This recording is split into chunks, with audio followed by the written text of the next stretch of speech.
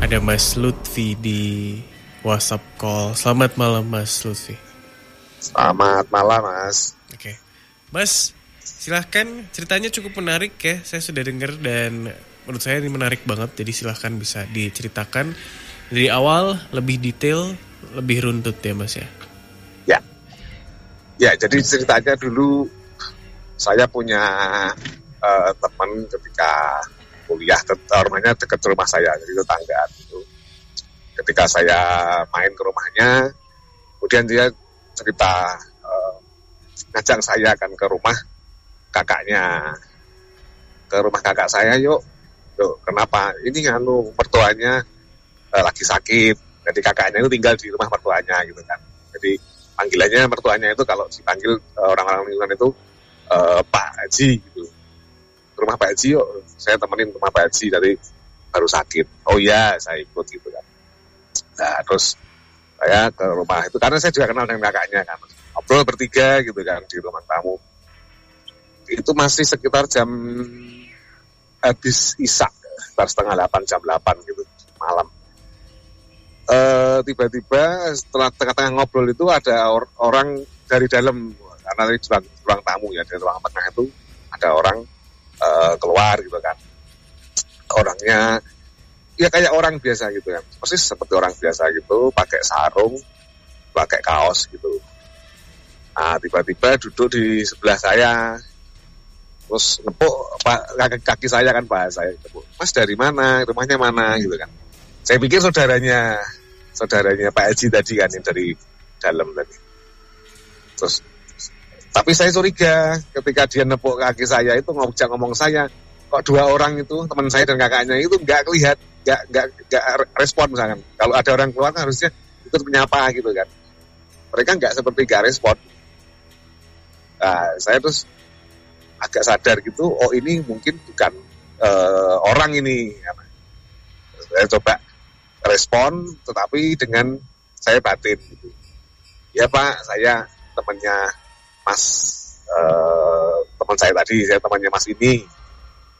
Rumahnya saya di ini, saya cerita gitu kan.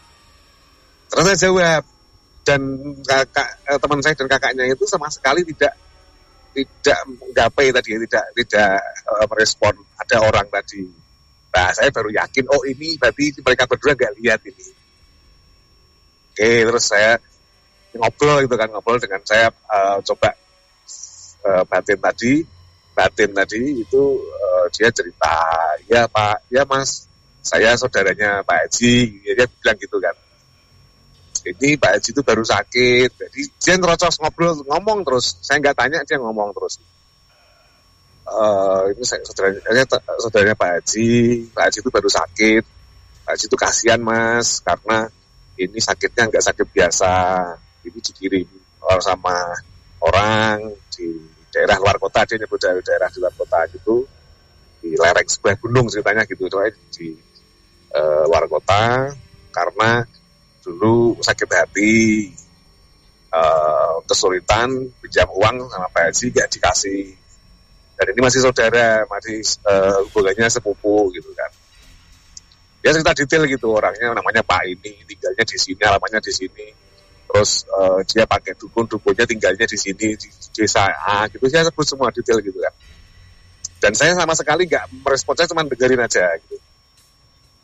Nah, selesai dia cerita sekitar mungkin 10 menit lah, nggak lama kok. Terus, Mas saya masuk dulu ya Mas. Masuklah ke rumah gitu. Nah, kemudian tiba-tiba saya kayak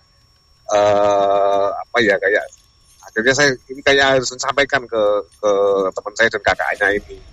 Saya tanya ke kakaknya, Mas punya album foto warganya Pak Haji enggak gitu.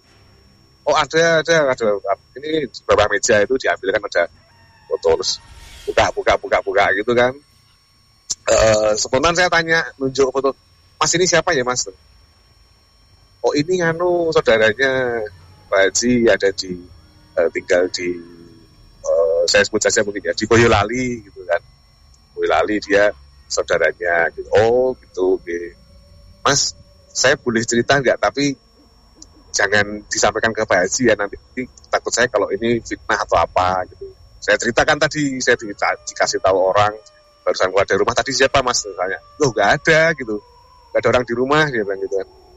Oh, terus saya sampaikan, mas ini dia cerita gini, ini dikirim karena sakit hati. Dan saya ceritakan tadi yang saya ceritakan orang yang ngobrol dengan saya tadi. Tapi saya pesan, mas jangan di ini dulu ya, nanti jadi fitnah, nanti jadi praduga yang tidak baik gitu. Di ini aja mas, di sedikit aja, diam-diam, tapi jangan ngomong-ngomong ke Pak Haji, apalagi sampai ngomong ke orangnya gitu. Saya takutnya kalau nanti salah gitu. Oh enggak, ya udah enggak, nanti biar nanti saya coba cari tahu. Udah saya kemudian pamit pulang mas, masih sekitar jam 9:30 gitu. Saya pamit pulang. Lah, begitu saya pulang sampai rumah itu perut saya mual mas. Perut saya mual, saya muntah-muntah itu. Semalaman gak bisa tidur gitu kan. Saya pikir saya memang gak enak badan gitu. Udah saya akhirnya setelah tengah malam saya baru bisa tidur. Nah, paginya, besoknya ya, jadi bukan pagi, malam berikutnya itu teman saya hubungi saya,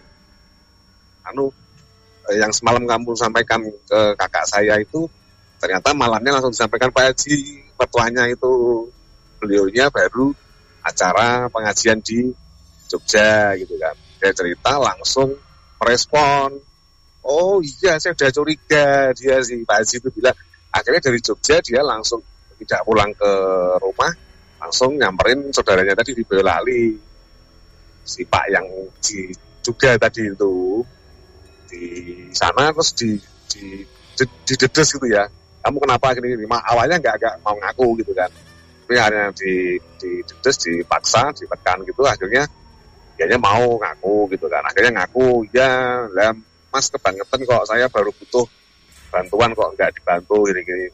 Udah kamu bikin saya sakit, coba antar ke dukunnya, karena yang tadi cerita ke saya kan bilangnya tinggal di Boyolali di lereng Merapi gitu kan, ke arah Merapi ya gitu. Sampai diantar ke sana, jadi jam 11 malam itu langsung ke saudaranya tadi, terus nyamperin dukunnya, terus minta malam itu juga segera hilangin gitulah. Dan alhamdulillah katanya teman saya dan kakaknya itu Pak Hajinya kemudian setelah itu bisa sembuh. Nah, terus kan saya tanya, terus ada hubungannya enggak dengan saya pulang itu kemudian muntah-muntah gitu kan, selang sudah berapa hari lewat gitu, itu mas ternyata kayak ada yang bayangin saya gitu mas, jadi saya jadi nggak tenang di rumah gitu kan, nggak tahu apakah saya bongkar karena bongkar itu atau gimana. Ya itu saya kayak orang sakit gitu, sering mual, muntah, terus demam nggak jelas gitu. Terus satu ketika saya tanya ke orang yang agak paham gitu kan, saya cerita gini, apakah ada pengaruhnya gitu. Nah dia terus, loh ini kamu itu bongkar sebuah kejahatan gitu kan, jadi kamu pulang itu kamu ditempelin kayak ditempelin yang semula dikirim ke Pak Haji itu ikut ke rumah saya, ikut ke badan saya gitu kan. Akhirnya saya juga nggak percaya ya mas ya, karena saya orangnya orang yang logis gitu. Ya pokoknya saya nurut aja, katanya mau dihilangin dan macam-macam gitu. Akhirnya ya bisa sembuh. Cuman kalau yang ini tadi, yang terakhir tadi yang ke saya itu saya masih agak percaya. Cuman saya yang jadi pengalaman saya pertama kali dan mungkin sekali seumur hidup itu tadi mas. Jadi belum begitu malam, sekitar masih 7:30 ada orang yang makhluk yang bukan orang, tapi terus kemudian memberitahu itu tadi lah. Saya menduga-duga, oh ini apakah apa ya, mungkin jin atau apa ya yang tinggal di rumah itu, kemudian karena nggak bisa menyampaikan ke menantunya Pak Haji tadi, kesampaian untuk bisa menyampaikan lewat saya itu tadi. Jadi itu mas pengalaman saya sekali mungkin seumur hidup saya baru ngalamin itu, Mas. Percaya sih, Mas. Jadi itu Mas cerita saya, Mas. Itu mungkin kalau ada yang waktu itu selain teman ya, Mas, ada kedekatan apa dengan keluarga tadi temennya Mas? Ya teman, tapi saya teman kayak sahabat lah, deket banget saya dengan teman saya itu. Jadi sampai sekarang saya masih sahabatan dengan teman saya itu. Jadi dengan keluarganya saya udah kenal baik dengan keluarga teman saya, kemudian keluarganya kakaknya dan lain sebagainya, saya kenal dekat semuanya. Jadi posisinya waktu jenguk sakit itu memang sudah dekat juga ya dengan keluarganya ya? Sudah dekat, saya udah kenal baik. Oke, Mas Febri. Ini itu saya yang bertanya-tanya itu ya, apa itu ya orangnya, makhluknya itu makhluk apa, terus ini cara kerjanya gimana, itu yang sampai hari ini saya juga belum tahu, belum paham, masih jadi misteri bagi saya itu, Mas. Iya. Selamat malam, Mas Lutfi ya. Selamat malam ya. Ini kalau yang saya tangkap ya, Mas ya. Pada waktu itu apa ya, bisa dibilang itu secara kebetulan. Iya, betul. Si sosok jin ini ya, jin yang menyerupai manusia ini tadi ya, Mas ya. Tahu dan apa ya, kayak membaca gitu loh, Mas. Membaca setiap orang gitu ya. Ini orang-orang ini itu yang bisa diajak berkomunikasi itu yang mana gitu. Dan pada waktu itu kebetulan apa ya, ketangkepnya frekuensi atau energinya ketangkepnya di Mas Lutfi gitu, Mas. Secara tidak langsung sebenarnya sosok ini itu sudah ya lumayan lama ya, sudah berharap gitu, Mas. Sudah berharap ingin menyampaikan hal itu gitu kepada seseorang gitu loh, Mas. Ya istilahnya ingin membantu juga gitu. Cuma sosok ini itu apa ya istilahnya itu nggak bisa apa-apa tentang sakitnya si Pak Haji ini tadi ya, Pak Haji ya. Ya. Karena sudah bukan urusan si sosok ini tadi yang menyampaikan pesan ini tadi gitu, Mas. Jadi dia hanya bisanya itu hanya menyampaikan suatu pesan gitu kepada orang biar nanti pesan ini disampaikan gitu loh, Mas. Oh gitu ya, Mas. Gitu.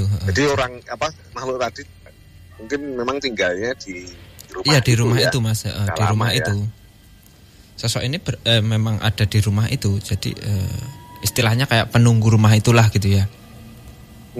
Sosok ini tempatnya ya di situ gitu. Dan sebenarnya pada waktu awal, mohon maaf ya istilahnya awal kena kiriman ini, sosok ini itu sudah kayak ingin mencari seseorang yang bisa diajak berkomunikasi gitu, Mas. Iya. Dan alhamdulillahnya ya pada waktu itu yang secara kebetulan itu Mas Lutfi ini bisa diajak komunikasi gitu. Tanpa karena Mas Lutfi ada sensitivitas tertentu, indera keenam. Itu gimana ya, Mas? Kalau sayanya gimana ya ini namanya kalau menurut Mas? Kalau kepekaan, kalau menurut saya yang saya lihat ya tentang Mas Lutfi ini ada ya, Mas ya. Walaupun kadang Mas Lutfi itu nggak menghiraukan hal-hal seperti itu. Lebih normalnya gitu. Kayak intuisi biasa aja kali ya. Iya sih, Mas. Tapi berarti sosok ini sebenarnya memang fokusnya adalah ke yang sakit dong, Pak Hajinya dong. Iya, Mas. Jadi sosok ini itu kayak bisa dibilang istilahnya penunggu rumah itu gitu ya. Dan sosok ini itu mempunyai energi yang cukup baik. Sebenarnya sosok ini itu ingin membantu, Mas, ingin membantu tentang sakit ini tadi gitu. Tetapi sosok ini itu udah nggak bisa ngapa-ngapain karena bukan apa ya, bukan ranahnya, bukan tugasnya gitu. Salah satunya jalan keluarnya ya seperti ini tadi gitu, kayak menyampaikan pesan kepada seseorang, dan seseorang ini yang nantinya akan berbicara kepada yang bersangkutan atau keluarganya atau siapa-siapanya, itu terserah gitu Mas. Yang penting pesan ini disampaikan gitu loh. Oke. Oh iya. Yap. Ya sih Mas, mungkin itu juga ya. Tapi berarti habis itu langsung beres ya Mas? Iya, langsung ya. Komunikasikan. Ya itu Mas, saya percaya nggak percaya ya, terus sehat bisa aktivitas normal lagi sih. Jadi Pak Edi itu ceritanya dia sehat sebenarnya, tapi setiap masuk kamar mandi, keluar itu tuh sakit gitu. Masuk kamar mandi gitu. Jadi kamar mandinya itu saya ingat angin-angin itu, jendela kecilnya itu sebelahnya tanah lapang, tanah kosong 1 kapling gitu. Baik, masih ingat itu. Jadi kakaknya teman saya itu cerita, Pak Haji itu sakit tapi aneh gitu. Sakitnya kalau habis masuk kamar mandi itu sakit gak jelas gitu kan. Jadi setelah itu ya katanya sih ceritanya dia cerita ke saya udah enggak lagi, enggak ada kejadian lagi.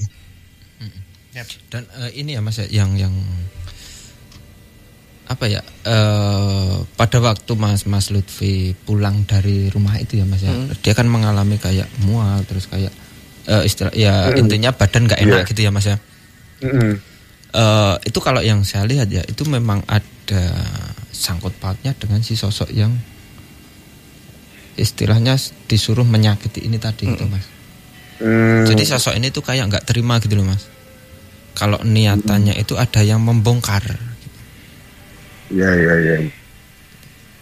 Jadi memang kalau yang pernah saya tanya itu, orang yang paham itu katanya auranya warna hijau gitu. Saya juga nggak tahu sih, nggak bisa lihat.